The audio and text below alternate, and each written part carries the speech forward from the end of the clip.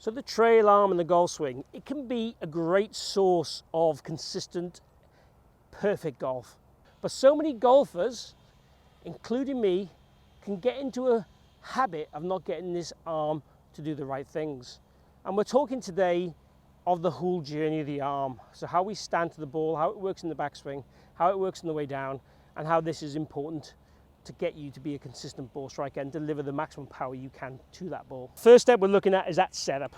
What loads of golfers do, and particularly if they try and get their grip really neutral, they get this right arm rotated so the elbow faces pretty much at that camera there. What that leads to is two things. One, the forearms getting open, which will lead you to want to pick the club up. And two, the arm, because it's rotated this way, really struggles to fold in the backswing correctly. So what happens is it tends to work out and away, and then the wrists tend to fold too much and we roll the club in. So the arm ends up pretty pickled at the top of the backswing.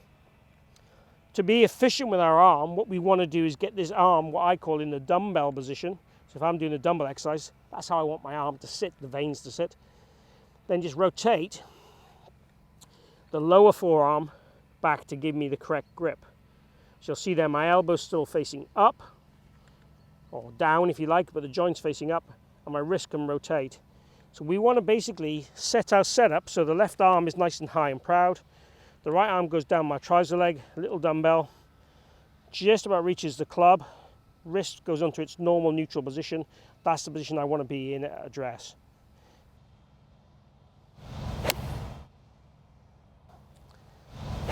If you're not used to being there, it's certainly going to feel a little bit weird, a little bit strange. What we don't want to do is make sure the shoulders get too funky with it. So the shoulders stay pretty square and neutral. It's just the arm. Now having the arm in like this allows the arm then to fold. So the wrist can stay more neutral.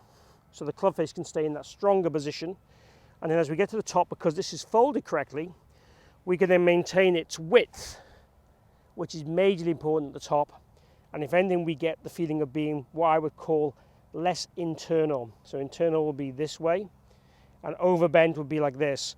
So we're looking for the arm to be less than 90 degrees. The feeling would be more external, which is elbow more towards the ball, but not to the maximum amount.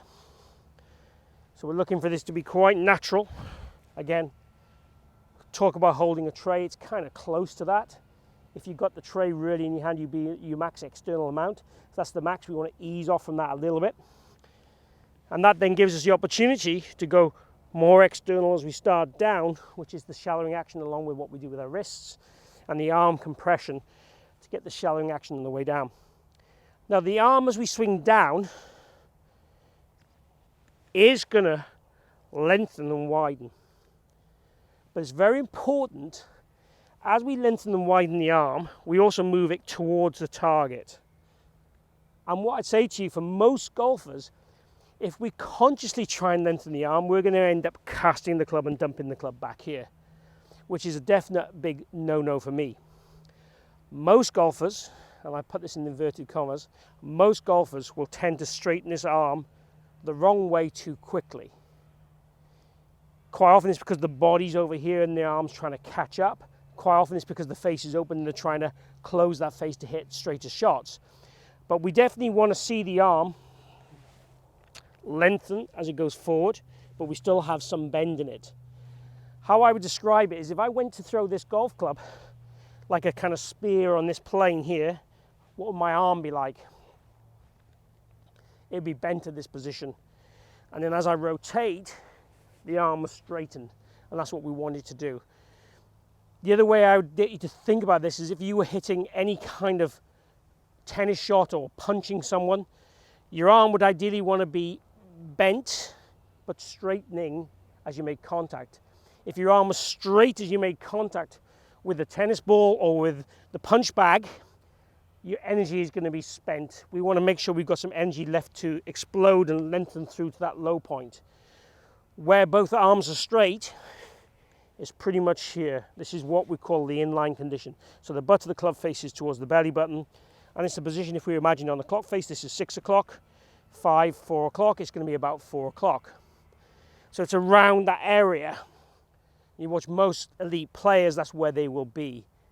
So what I'd say to you we want to feel with this is, okay, if I was going to throw a ball, if I was going to throw the club, holding it halfway down the club, and try and throw it, you know, in the air, not into the ground, what would your arm look like? Now you might say to me, your wrist there is going to be quite open. Yeah, the wrist would want to be more like this. So we have different mechanics that work to make things match up. We need to feed what you need to feed as a golfer to improve what you need to improve. As I said, with 30 years experience, most people's low point would be before the ball. Some people who try and get excessive lag will tend to get the arms crunched up here and this wrist very cup. We're looking obviously for a blend of those things, but we definitely want to feel that this arm is going towards target. The other great way of feeling this is take a ball, cross your feet over, and if I said to you to throw this down the target as far as you can with your feet crossed, that's how the arms need to feel in relation to the torso and lower half. We need to feel that they're going forward. Again, there's a lengthening and unwinding, but we need that feel to get that low point and the energy at target, which is what it's all about. So once you've got those feels, so set up, wide right arm, arm forward, let it naturally lengthen. We go ahead and hit a ball.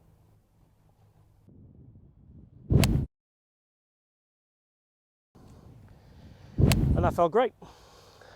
So I wouldn't say you'd have to be this conscious about your trail arm on the golf course.